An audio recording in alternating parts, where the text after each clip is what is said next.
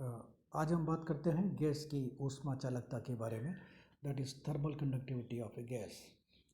जैसा कि चित्र में दिखाया गया है, माना कोई गैस P व Q सतहों के बीच है जिनके ताप क्रमशः T1 और T2 है। माना A परत का ताप T है, अतः A परत के ऊपर स्थित परत B का ताप इससे अधिक और नीचे स्थित परत का ताप इससे कम होगा। अब परत A को ऊपर से नीचे पार करने वाले अणुओं की ऊर्जा उन अणुओं की ऊर्जा से अधिक होगी जो इस परत को नीचे से ऊपर की ओर पार करते हैं। परिणाम स्वरूप परत A से होकर ऊर्जा का सतत यानी लगातार गर्म सिरे से ठंडे सिरे की ओर अभिगमन होगा और ऊर्जा अभिगमन की यह घटना ऊष्मा चालकता कहलाती है। और ऊष्मा चालकता के लिए हम गुणांक का मान ज्ञात करेंगे। माना P व Q सतह XY तल में है, जो कागज के तल के अंदर है, जबकि तथा तल Q से P की दिशा में Z अक्ष है, अतः ताप प्रवणता dt/dz होगी। पृष्ठ A का ताप माना T है, तो ऊपर वाले पृष्ठ B का ताप T plus lambda into dt/dz हो जाएगा, जहाँ लैम्डा माध्य मुक्त पथ है, तथा नीचे की परत का ताप जैसा कि हमने पिछले आर्टिकल में देखा था T minus lambda into dt/dz हो जाएगा।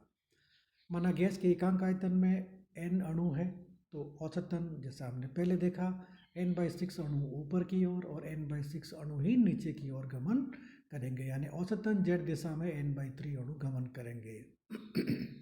यदि T ताप पर गैस अणुओं का मध्य वेग v हो, तो एकांक क्षेत्रफल और v बार लंबाई के बेलन का आयतन जैसा हमने पिछले आर्टिकल में भी देखा था v बार होगा, जिसमें अणुओं की संख्या n इंटू v बार होगी, अर्थात n v बार बाई 6 ऊपर की ओर और n v बार बाई 6 ही नीचे की ओर गमन करेंगे। अतः B परत व C परत के एकांक क्षेत्रफल से चलकर A परत को प्रति सेकंड पार करने वाले अणुओं की संख्या कितनी होगी? 1/6 n इंटू वी बार होगी। अतः B परत के एक अणु की ऊष्मा, जैसा हमने पढ़ा Q is equal to MS या MC इंटू डेल्टा T होती है, तो M एक अणु का द्रव्यमान हो गया, C भी उसकी विशिष्ट ऊष्मा होगी और ताप इसका हो गया T plus lambda into dt/dz। इसी प्रकार B परत से चलकर A के एकांक क्षेत्रफल को प्रति सेकंड पार करने वाली ऊष्मा कितनी हो जाएगी? 1/6 m v बार n इंटू सी वी, यानी कुल मिलाकर 1/6 n v बार से गुणा करना है, तो हमको प्रति एकांक क्षेत्रफल प्रति सेकंड पार करने वाली ऊष्मा का मान मिल जाएगा, जहां m एक अणु का द्रव्यमान है। इसी प्रकार C परत से चलकर A के एकांक क्षेत्रफल को प्रति सेकंड पार करने वाली ऊष्मा हो जाएगी वही 1/6 v बार इंटू n से गुणा करना है, तो समीकरण 3 मिल जाएगी। अतः परत A के एकांक क्षेत्रफल से प्रति सेकंड अभिगमित परिणामी ऊष्मा that is JQ is equal to J plus Q minus J minus Q, यानी अब समीकरण 2 और 3 को इस्तेमाल करेंगे तो हमारे पास माइनस 1/3 m n v बार C v lambda into dt/dz प्राप्त हो जाएगी, जो कि हमारा ऊष्मा फ्लक्स भी है। अब ऊष्मा चालन के नियम अनुसार स्थिर अवस्था में एकांक क्षेत्रफल से प्रति सेकंड चालित ऊष्मा जो JQ हमने लिखा है that is proportional to dt/dz, यानी ताप प्रवणता के अनुक्रम अनुपाती होती है। तो हटाएंगे तो एक कांस्टेंट आएगा minus k is a constant known as thermal conductivity, तथा समीकरण 5 फूरियर का नियम कहलाती है। तो समीकरण 4 और 5 से हमें k is equal to 1/3 mn c bar C V lambda that is to say 1/3 rho v bar C V lambda, where rho is mn gas का घनत्व हो जाएगा। और जैसा हमने पूर्व में निकाला था गैस की श्यानता eta is equal to 1/3 rho v bar lambda, तो अगर हम समीकरण 6 और 7 से तुलना करें तो डिफरेंस क्या आ जाएगा? k is equal to eta into C V, जो कि विस्कोसिटी और थर्मल कंडक्टिविटी के बीच संबंध को दर्शाती है।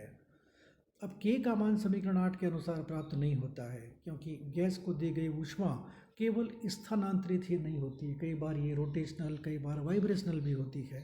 अतः k व नीटा के मध्य जो वास्तविक संबंध है वो k is proportional to n into C, a is a constant and constant a is equal to 1/4 9 gamma minus 5, where gamma is a constant Cp by Cv, जो आप सेकेंड ईयर में एक्सपेरिमेंटली भी ज्ञात करेंगे।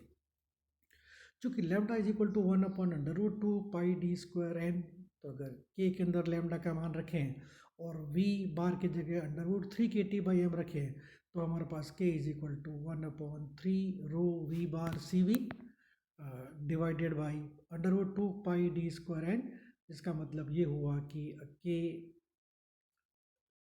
is equal to 1/3 mn CV √2πd²n √3kT/m, that implies k is proportional to √t। का मतलब ये हुआ कि गैस की ऊष्मा चालकता ताप के वर्गमूल के अनुक्रमानुपाती होती है। यद्यपि यह दाब पर निर्भर नहीं करती, लेकिन जैसा कि हमने विस्कोसिटी के अंदर देखा था, अगर दाब न्यून है तो श्यानता की तरह ऊष्मा चालकता भी दाब पर निर्भर करेगी, क्योंकि इस स्थिति में माध्य मुक्त पथ का मान बदल जाता है।